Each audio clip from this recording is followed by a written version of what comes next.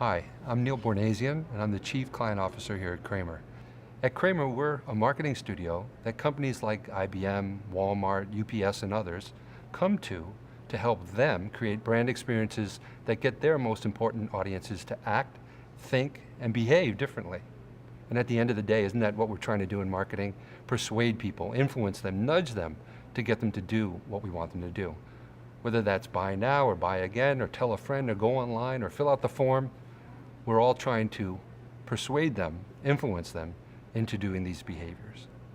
So let's think about that in context. We're communicating with people, folks like you and me, that have thousands of decisions to make every day. The reality, though, is that we couldn't break those decisions into their component parts and live our lives. So what's happened over the years, over the last thousands of years, we, all of us, every human being, has created shortcuts to decision making. So by now you're probably thinking, what is this all about? How do we make decisions? What are we thinking and how? Well, the reality is that it's all about context. We don't make decisions based on a particular option. We make decisions based on how that option compares with other options, how it's presented to us, and the experience that we have related to that decision. Here's an example. When our mind looks at this napkin being put into this hand, the context allows us to think that something specific has happened, when in reality, that might not be the case.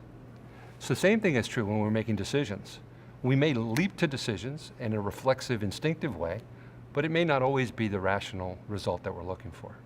So what we choose to do is often less about the options themselves and much more about how we perceive them, consciously and subconsciously.